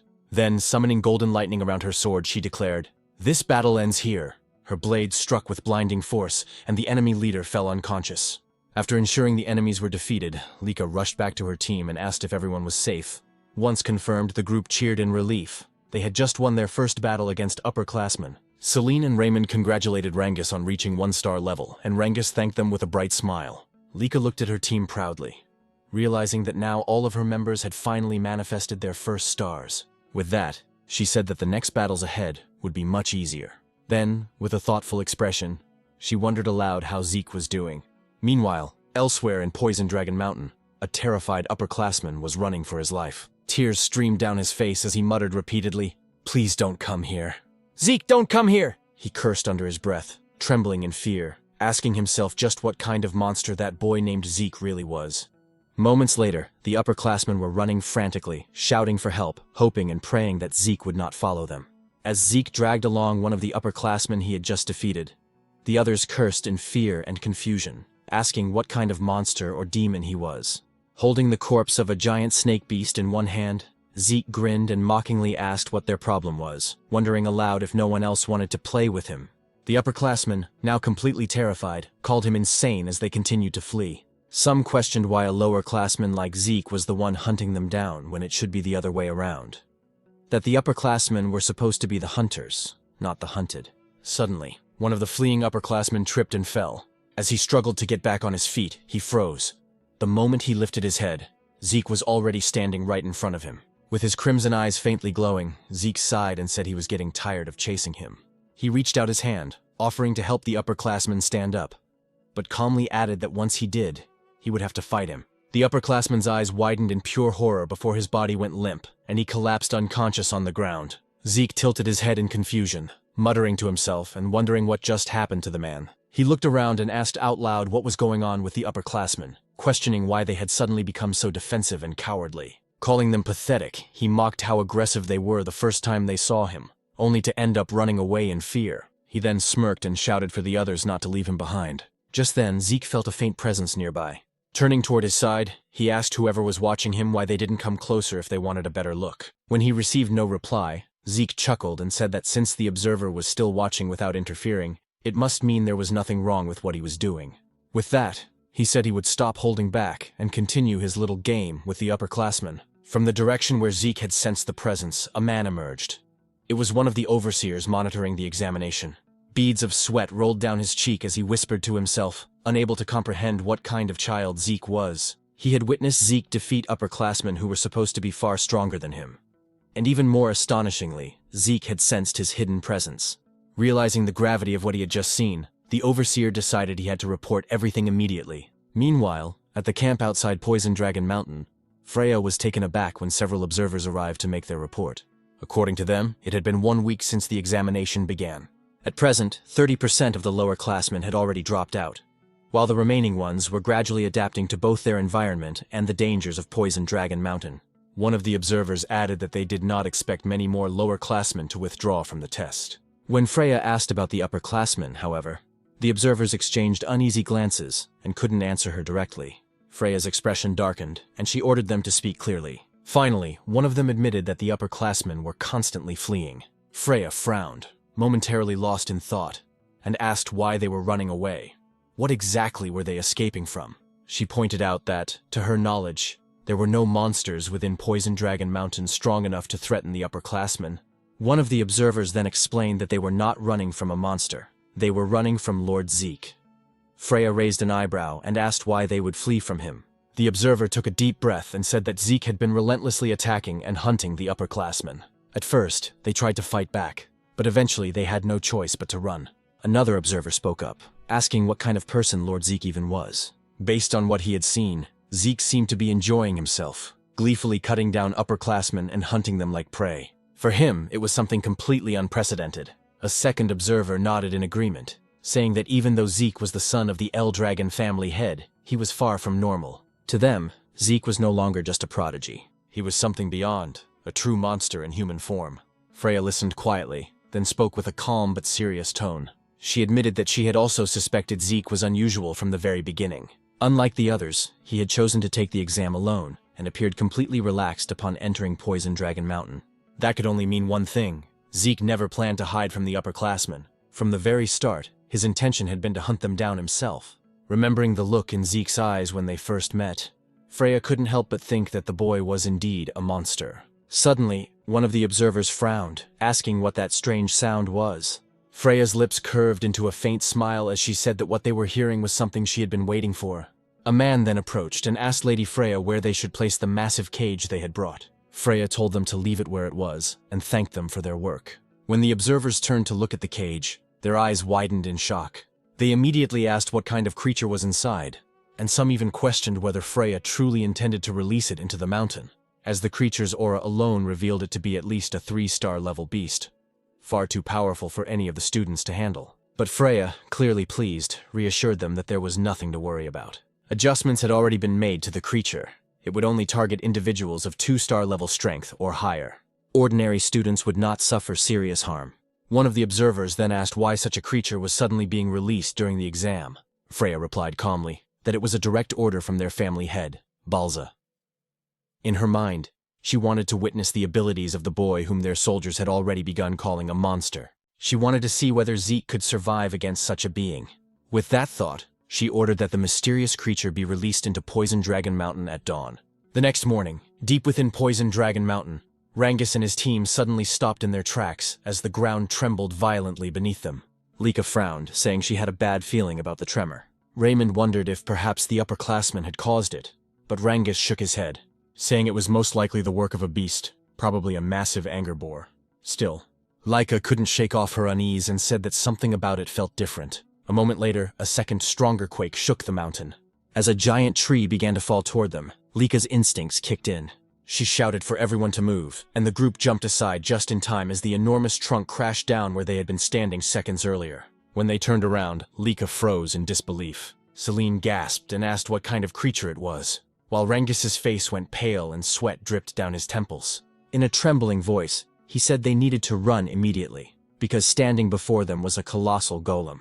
Meanwhile, on the other side of Poison Dragon Mountain, as Zeke sat atop a pile of monsters and upperclassmen he had defeated, he remarked that he was growing bored with the current situation of the examination.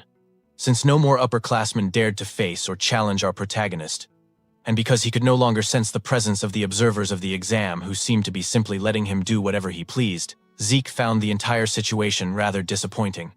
Until suddenly, he sensed a presence from the opposite side of Poison Dragon Mountain, causing him to immediately question what kind of strange aura it was. At first, he thought it belonged to a 2-star level creature, but eventually, he realized that the presence came from a 3-star entity. He instantly wondered if 3-star monsters were truly supposed to exist within Poison Dragon Mountain. He also questioned whether the aura he sensed belonged to an unknown being that had lived within Poison Dragon Mountain for 1,000 years. Zeke then thought that all the examinees would surely struggle against a 3-star level creature, and even Lika herself would definitely not be able to handle it. He also said that the instructors should have made sure that no 3-star level creatures existed within Poison Dragon Mountain before the examination began. But after pausing in brief contemplation, he questioned whether Freya and the other instructors had intentionally allowed a 3-star creature to remain on Poison Dragon Mountain as part of the exam. He then admitted that he had no idea what the instructors were thinking. Still, he found it perfect, because it meant he would once again have an opponent to entertain himself with. Zeke also realized that the presence he sensed was far from where he currently was, and he wondered aloud why the creature did not simply appear near his location. But he stated that he couldn't just sit and wait, and because he wished to face a 3-star level monster, Zeke declared that he would go to it, and that the creature should wait for him. Meanwhile, Celine had launched an attack toward the golem, but even with the full force of her strike, it had no effect. She couldn't believe that she failed to inflict even a scratch on the golem's body. Raymond also charged in and struck the golem with his shield using all his strength, yet his attack was just as ineffective as Celine's. This prompted Lika to use her aura and lightning to attack. After noticing that the golem's arm had sustained a scratch, Lika concluded that with aura, she was able to cause damage to the golem's outer shell. In other words, only 2-star levels like her could inflict any harm, and her 1-star companions were incapable of doing so. Rangus immediately called out to Lady Lika to ask what they should do next. Lika instructed them to listen to her orders. She said that after she gained the golem's attention, they would need to seize the opportunity to escape. However, Rangus insisted that they could not do that, nor could they abandon Lady Lika to face the golem alone. Lika told them that they would only become burdens to her in the fight, and she ordered them to observe the golem's arm that she had previously attacked. She added that even with her aura, all she managed was a scratch, and that as 1-star levels, they truly lacked the ability to injure the golem. Raymond admitted that while they indeed could not injure the creature, they could still support Lika in battle, ensuring that every attack she launched would land successfully. When Lika asked what they meant, Rangus stated that he would do everything in his power not to become a burden. Selene agreed, saying that if they worked together to make sure Lady Lika's attacks hit their mark, then they would surely gain a chance to win. Because of the determination and trust her companions showed her, Lika couldn't help but smile, saying she understood what they wanted. She said she would rely on them to provide support so her attacks would land. As Lika gathered her aura and lightning into her sword, Raymond prepared to defend, while Rangus and Celine readied themselves for their offensive support. After Lika finished concentrating all her power into her sword, she instructed them to begin their renewed assault on the golem. Lika quickly advanced to the front to face the golem, but the creature immediately launched an attack toward her. Raymond used his shield to protect her, but because he was still only a 1-star level, he struggled to withstand the golem's 3-star power. Rangus and Celine dashed forward to attack the golem and draw its attention away. Meanwhile, Lika swiftly moved behind the golem to deliver her strike. She unleashed her lightning great sword technique, Heaven's Thunder, striking the golem from behind with her full strength. A powerful explosion erupted within the forest of Poison Dragon Mountain. After Lika managed to knock down the golem, and once the smoke had cleared, the damage she had caused to the forest was evident. Rangus immediately approached her to ask if she was all right, and Lika said she was fine, though she had used up all the source power in her entire body. She then asked how Raymond was doing. With Celine supporting him, Raymond replied that he was doing all right as well. But when Lika said that they should return to their base, she suddenly sensed the golem's presence again behind them. She quickly shoved Rangus away, resulting in Lika being the one seized by the golem. As the golem held her, she couldn't believe that it was still capable of moving. She realized she had grown too complacent after her attack.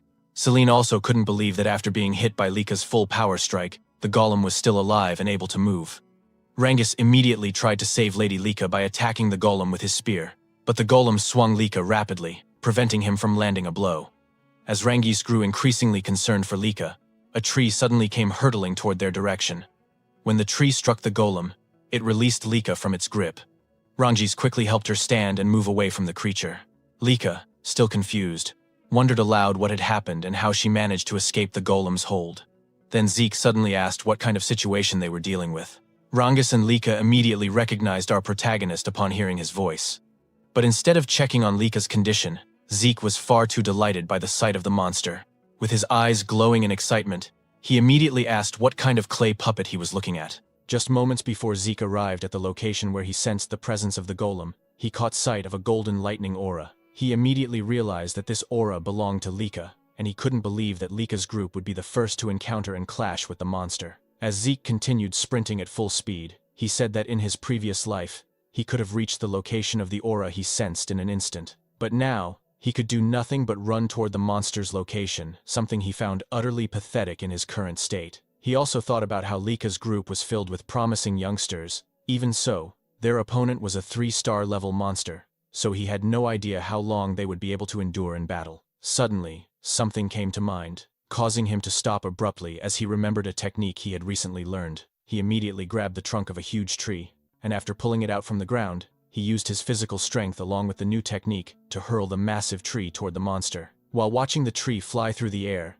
Zeke commented that the result of the new technique wasn't bad at all. He also said he didn't make a wrong decision learning it, because with his current body, he would definitely need this technique, the technique known as Nurturing Dragon Throwing Arts. According to Zeke, the basic Eldragon combat manuals were given to them as preparation for the exam. The Nurturing Dragon combat arts, much like the Strike Dragon combat arts, didn't contain battle techniques but instead basic movements and source power flow simple instructional texts. But they were perfect for him, especially since in his previous life he had been a long-range fighter possessing a body similar to melee fighters. However, he quickly realized that throwing a tree at the monster wouldn't be enough, so Zeke resumed running toward Lika's location. Rangus, still unable to believe Zeke had arrived, immediately asked if they were all right. Rangus confirmed that they were, but said that wasn't what mattered.